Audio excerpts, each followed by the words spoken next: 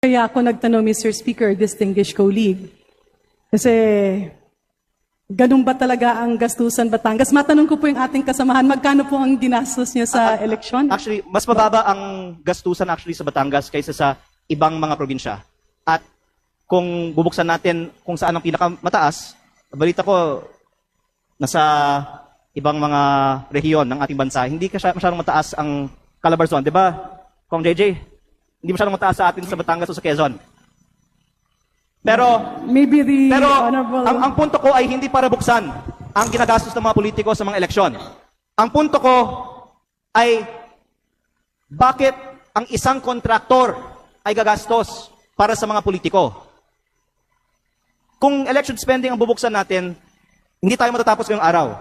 Ang punto ko, bakit ang kontraktor, ang lantaran, nag-host ng mga political events para sa mga politiko sa Batangas?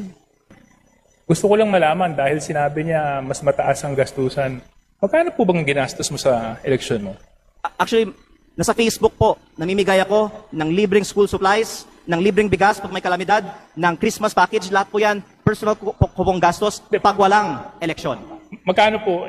Nasa Facebook po, lahat ng ginastos ko at inanunsyo ko naman na ako po ay nag-donate sa aking foundation ng 6 billion pesos para sa mga estudyante at mga typhoon victims. Di para lang maintindihan ko, Mr. Speaker, kasi, di ba, sabi... Ako po ay hindi Magkano ba nagastos nyo? Dahil sinabi ko nga, sinagot ko na, ako ay may foundation na nag-donate ng...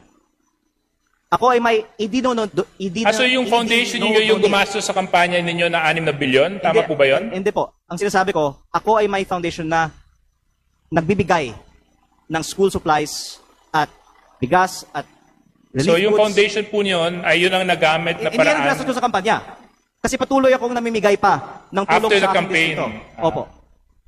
Mr. Speaker, distinguished colleague, kanina kasi narinig ko lang yung 6 billion at tila nakakaingit yung foundation ni Congressman Lian.